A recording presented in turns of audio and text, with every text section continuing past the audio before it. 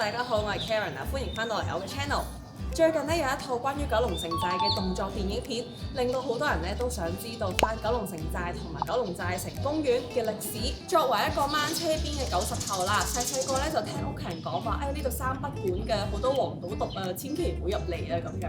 嗱，呢個地方咧其實1847年已經由清朝嗰陣開始起咗㗎啦，到1994年嗰陣就拆咗，當時我都未出世，所以咧我就翻查翻啲資料，同埋咧今日親自喺度舊地重遊，想去知道翻當中嘅歷史同埋當中有啲咩得意嘅故仔，希望為自己同埋觀眾腦補翻，到底呢個有接近150年歷史已經消失咗嘅九龍城寨係點樣嘅呢？到底佢係一個充滿罪惡，定係都係一個窩心嘅小社區呢？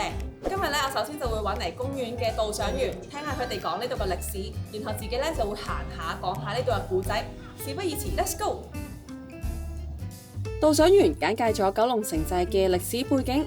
三不管原來係關於一個複雜嘅國家管轄問題啊，就係講緊香港政府唔敢管，英國政府唔想管，同埋中國政府不能管嘅。由脫衣舞開始，分享當年城寨嘅黃賭毒問題。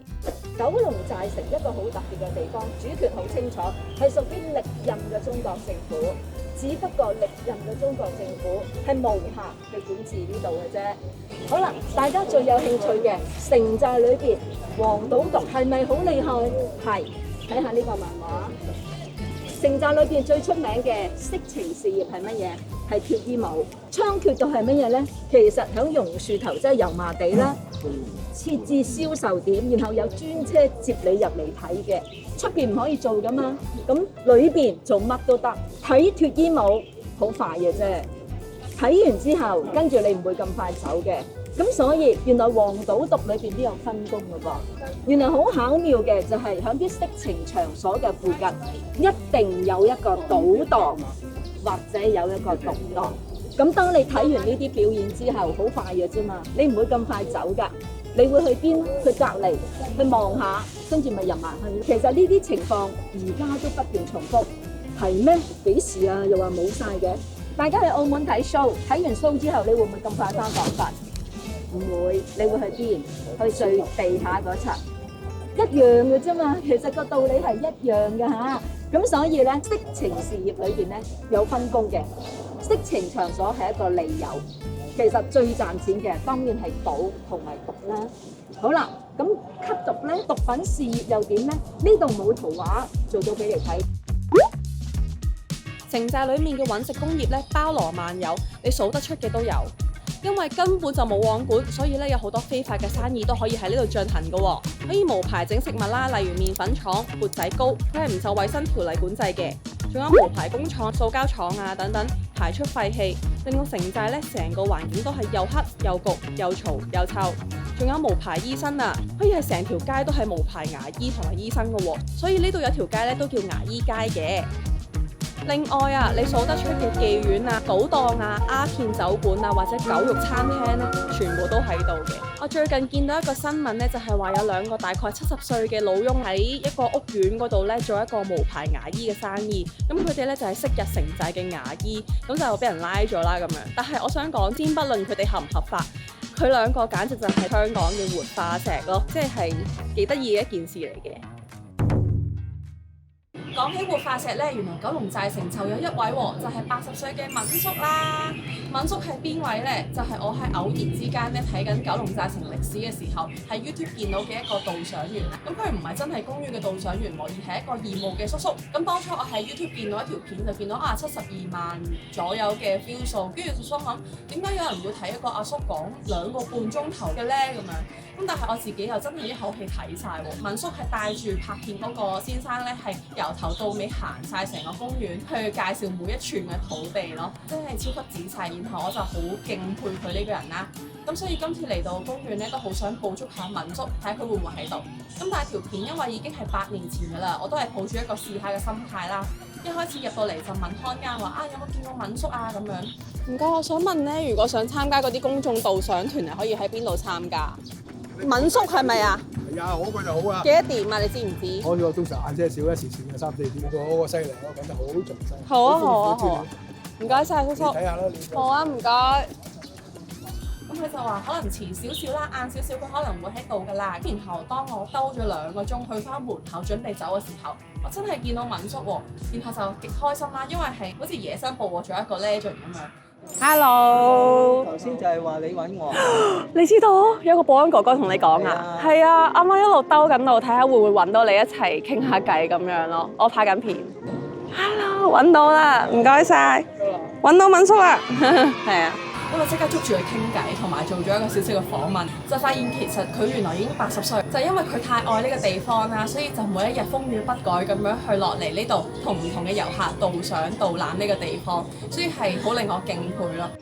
咁你係由幾時開始中意喺九龍城寨做一個導賞或者同人傾偈咁樣㗎？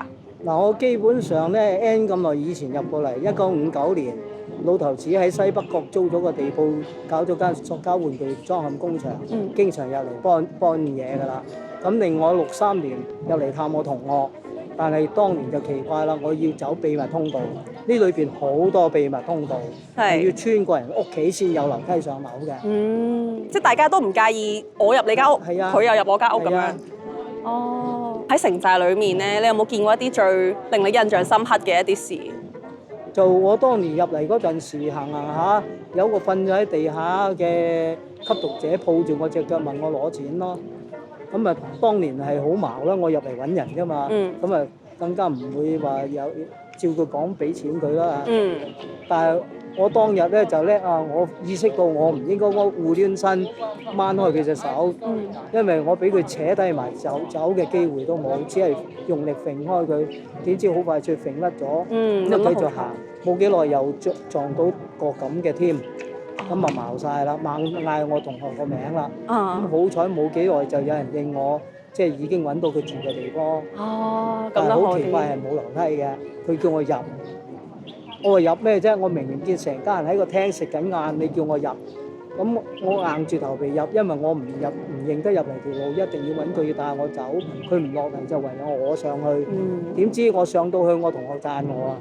佢話你好嘢喎，你問都冇問就照衝入嚟。我話你叫我入㗎嘛原來我衝入去嗰陣時係望都冇人望我一眼嘅。我同學話俾我聽，佢話如果你照衝入嚟，佢當你熟路，所以唔會望你㗎啦。佢相對你問佢問題，佢會問翻你幾條問題，對翻正口型，因為佢為咗自己安全，對翻口型佢會俾你過，佢唔會唔俾你過。OK， 其實你記唔記得由 N 咁耐之前，你已經開始喺度會同人傾偈啊、導賞咁樣啦？你講過幾多次關於城寨故事呢？我由1999年搬咗嚟對面住，就再次認識呢個公園，咁就開始愛上咗呢個公園啦。點解愛上咗嘅？咁啊，因為好多外國遊客入嚟行，咁啊同時後期聽下，原來有段咁嘅歷史。咁你就講咗24年啦，係嘛？超過啦。哇！所以呢個就係退休之後嘅樂趣。我冇退休。冇退休。我全力推廣呢個公園。我諗你哋特別是內地嚟嘅群眾，佢話都睇唔到本地政府有推介呢個公園。我問佢哋點解嚟呢度玩2-3日都要走嚟呢個公園咧？有啲直頭專登嚟呢度1日嘅啫。佢話因為佢哋喺網上睇到係推介呢個公園。咁多謝敏叔幫我哋腦補咗咁多資訊啊！多謝多謝。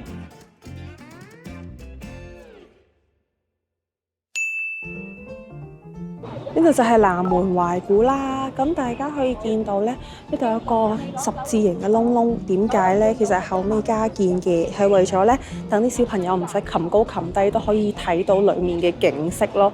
南門懷古係一個法定古蹟，遊客咧可以見到當年城寨嘅樓宇結構。當時嘅人咧唔使打樁，全靠3面牆同埋鋼筋水泥，最高咧係可以起到14層嘅。不過咧就唔可以再高㗎啦，因為附近有啟德機場。飛機咧會飛過城寨，起太高咧就會有危險㗎啦。喺清拆城寨期間，呢2塊分別刻有南門同埋九龍寨城字樣嘅花崗岩石刻出土。據說咧喺2戰嗰陣，當時嘅居民為免佢哋俾日軍破壞，將佢哋拆咗埋咗喺寨城嘅泥土之中。而家咧先可以重見天日啊！經過龍津義學嘅門口，行多2步就會見到古色古香嘅同樂苑。我依家咧就喺腰山樓隔離，就入到去一個叫做同樂苑嘅地方啦，係非常之適合拍古裝片。係話俾所有人聽，無論你任何年歲、任何性別嚟到嗰度揾翻你自己所屬生肖，都會發出會心微笑，春意中。如果你認識12生肖嘅鋪排，你會知道完全係唔同方位㗎。知唔知道鼠係向邊個位嘅？應該鼠係屬子，子係向北嘅。OK。咁但係而家我哋隻鼠係向南，呢個就係設計師將12生肖用水平180度將隻鼠篩咗嚟向南，代表佢哋嘅皇帝。咁好多嘢咧就同呢個地球嘅嘢都吻合啦。因為全人你都知道雞係日出嗰陣時叫人起身去開工。咁移一移咧，我哋隻雞就向東啦。咁背脊向西就係本來鼠。但係你會望下點解隻老虎同隻鼠係並排向西咧？中國嘅老虎一定要向西嘅，因為南朱雀北玄武左青龍右白虎呢個結構，所以我哋隻老虎係並排隻兔向西。但係仲精彩嘅咧，我哋隻老虎嘅造型咧係根據周朝《封神榜》啲圖畫嚟雕刻，所以佢好威武，着咗盔甲。並唔係有啲導賞員話俾人聽，隻老虎係有角嘅。咁啊，同時全人亦都知道馬瞓覺都企喺度，點解我哋隻馬係跪喺度咧？呢個就中國傳統文化，所有動物都係向北跪皇帝嘅。原來我哋呢隻羊，你同佢垂直90度嗰個位置睇，佢係算書個羊字。帶過2團北大嚟嘅大學教授四圍去睇，佢哋評分最高就係做隻馬騮嗰個雕刻家。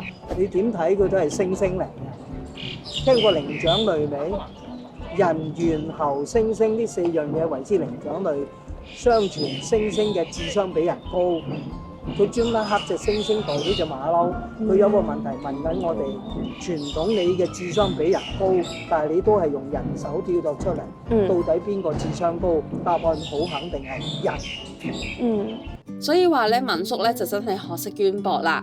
而我咧都有冷知識分享喎，知唔知點解公園嘅東正門、北門同埋南門咧都有開放，唯獨是喺西門冇開放呢？就係因為咧我哋華人咧係最忌歸西嘅，所以咧就冇開放到西門呢回事啦。喺我身後面咧，呢度就係光明路啦。當年咧就係叫做光明街啦，喺城寨裏面。咁點解叫光明街咧？係咪因為佢好光猛咧？好多電燈咧？就唔係嘅，就係因為咧當年成條路都係蠟燭嚟嘅。咁但係點解成條路都係蠟燭咧？當時咧呢度就係道友嘅聚居地喎。嗰啲蠟燭咧就係俾人追龍用嘅，即係食白粉啊！食白粉嗰陣就有啲 equipment 啦，咁樣去俾佢哋食，咁所以就成地蠟燭嘅，同埋都係同佢哋講話隔離就有一啲店鋪俾佢哋買毒品啊咁樣，所以呢條路咧都死好多道友㗎，以前係咯，大概就係咁樣啦。係，唔該晒。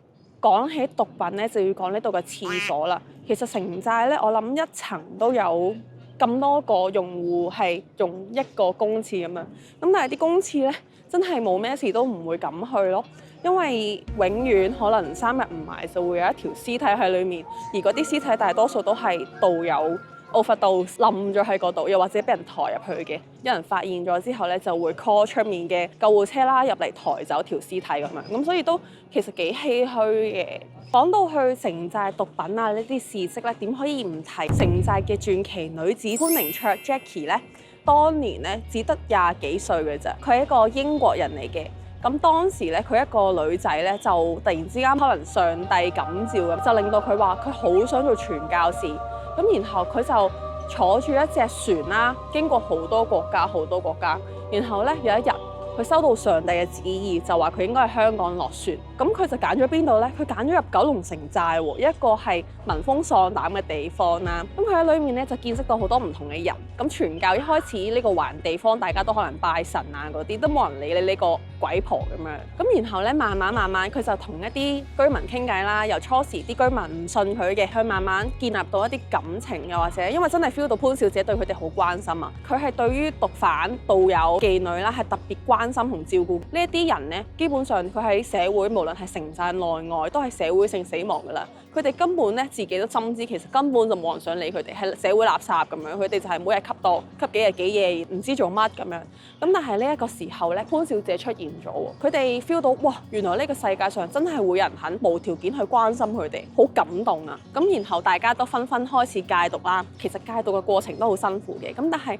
好彩潘小姐啦，就越救越多人，越幫越多人。潘小姐直頭係起咗聖 Stephen 呢一個組織咧，去幫大家戒毒嘅。我最近睇到佢露面咧，就係2016年，佢已經係一個老婆婆啦，但係佢依然係抱住嗰個基督的心咧，去服務呢個香港嘅大眾咯。佢一生人都係奉獻咗俾香港，所以咧係完全明白點解當時喺九龍城寨仲喺度嘅時期咧，英女王係會頒一個獎項俾佢去表揚佢嘅貢獻咯。咁當然有冇獎佢都係會幫人，但係即係 show 到英女王又或者我哋市民對於潘小姐救濟為懷嘅一個 respect 咯。城寨裏面嘅人都好多謝佢，即係一啲戒毒人士咧就話好感恩潘小姐救咗佢哋，令到佢哋有第二人生。呢啲口述嘅歷史都係令到我覺得好感動，同埋關於城寨呢樣嘢係潘小姐係必須要被 mention 嘅一個角色咯。佢真係好重要啊！雖然我唔係一個教徒啦，但係我都好 respect 佢所做嘅一切咯。以上講嘅知識咧，都係我喺網上睇紀錄片啊、史實啊，同埋一本攝影集所獲得嘅。嗰本攝影集咧就係 City of Darkness Revisit， 由一個加拿大攝影師阿 Greg 同埋英國建築師 Ian 踏入城寨，圖文並茂咁樣真實記錄嘅。鄭寶瑞導演咧，亦都有分享過做《九龍城寨之圍城》呢套戲嗰陣，都有參考好多呢本攝影集嘅相，去做翻一個美術上嘅還原。今時今日有電影講翻城寨，絕對係一種本土文化保育。而我咧自己就好中意呢套戲嘅，佢有華麗嘅卡司，好靚嘅九龍城寨景，美術造型啊、動作設計啊，全部都係頂班嘅。圍城呢套戲咧喺2021年喺疫情期間咧留港拍攝，喺西貢嘅蠔涌同埋元朗分別踏出城寨嘅實景。美指麥國強咧同埋團隊咧係周圍執垃圾，將佢哋成為嗰出電影裏面嘅道具，設計出像真度同埋還原度極高嘅80年代城寨。一方面咧可以令到演員極速浸入喺呢個角色嘅世界，特別投入；另外一方面咧都係俾我哋觀眾嘅一份視覺享受啊！